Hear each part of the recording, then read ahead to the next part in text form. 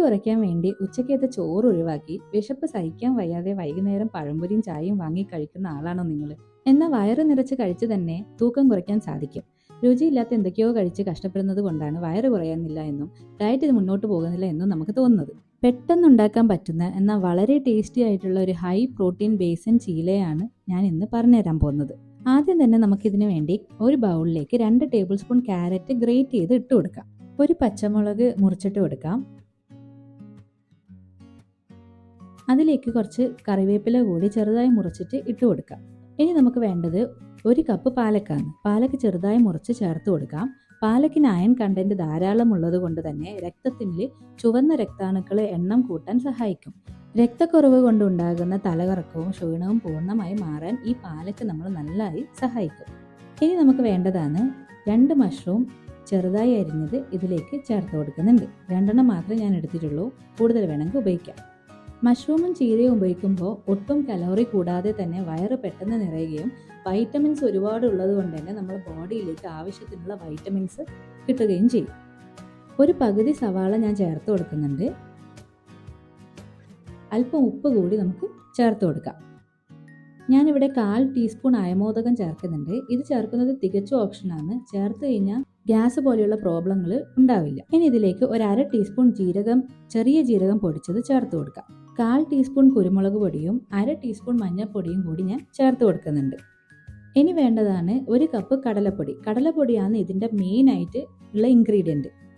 1 cup എന്ന് പറയുമ്പോൾ ഏകദേശം ഒരു 250 ml വരും.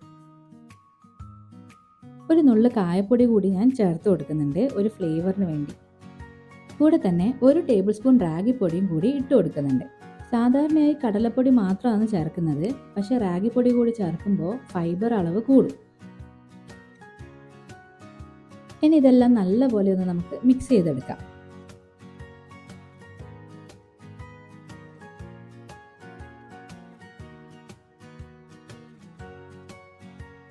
കുറച്ച് വെള്ളം ഒഴിച്ചു കൊടുത്ത് തന്നെ മിക്സ് ചെയ്തെടുക്കാം. നമുക്കൊരു കട്ടി ദോശ മാവിൻ്റെ പരുവത്തിലാണ് ആക്കിയെടുക്കേണ്ടത്.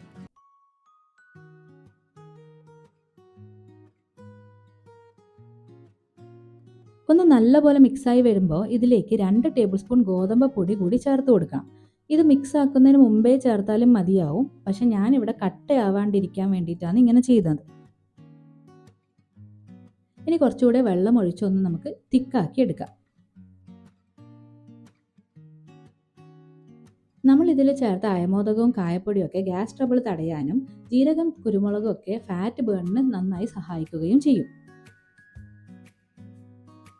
ഇനി ഇതൊരു 10 മിനിറ്റ് നമുക്ക് മാറ്റി വെക്കാം. ഉപ്പുണ്ടോ നോക്കണം, വേണമെങ്കിൽ മാത്രം ഒന്ന് ചേർത്ത് കൊടുക്കാം.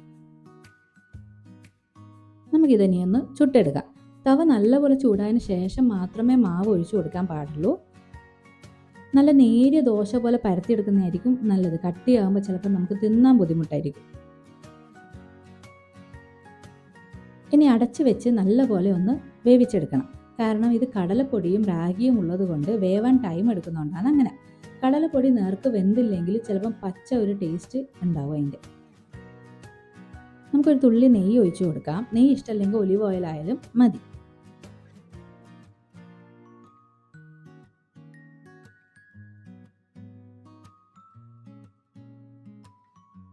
ഒരു സൈഡ് നല്ലോണം വെന്ത് വന്നിട്ടുണ്ട്, മറ്റേ സൈഡ് കൂടി മറിച്ചിട്ട് വേവിച്ചെടുക്കണം. നമ്മുടെ ഡയറ്റിൽ എപ്പോഴും പ്രോട്ടീനും ഫൈബറും ഉൾപ്പെടുത്താൻ മാക്സിമം ശ്രദ്ധിക്കണം. കാരണം പ്രോട്ടീനും ഫൈബറും നമ്മളെ വയറ് കുറയ്ക്കാനും വയറിലെ കൊഴുപ്പ് കുറയാൻ വേണ്ടിയിട്ടും വളരെയധികം സഹായിക്കും. നമ്മൾ വെറും അരിഭക്ഷണം മാത്രം ഇപ്പോൾ രാവിലെ ദോശ, ഉച്ചക്ക് ചോറ്, രാത്രി പുട്ടോ ദോശ അങ്ങനെ എന്തെങ്കിലുമൊക്കെ കഴിക്കുമ്പോൾ വെറും കാർബോഹൈഡ്രേറ്റ്സ് മാത്രമാണ് നമ്മുടെ ശരീരത്തിലേക്ക് പോകുന്നത്. അതിനെക്കൊണ്ട് സത്യം പറഞ്ഞാൽ ഒരു ഉപകാരവും ഇല്ല. കുറച്ച് കഴിഞ്ഞാൽ ആദ്യം നമുക്ക് വിശക്കാൻ തുടങ്ങും. വിശക്കുമ്പോൾ ചിലപ്പം ചോറിൻ്റെ മുന്നൊക്കെ ആണെങ്കിൽ നമ്മൾ ചിലപ്പോൾ സ്നാക്സ് ഒക്കെ എടുത്ത് തിന്ന് അങ്ങനെ വയറ് നിറയ്ക്കും. അത് ഭയങ്കര അൺഹെൽത്തി ആയിട്ട് മാറുകയും ചെയ്യും. നമ്മൾ ബേസൻ ചീല ഇവിടെ റെഡി ആയിട്ടുണ്ട്. ബാക്കി കൂടി ചുട്ടെടുത്തിട്ട് വരാം.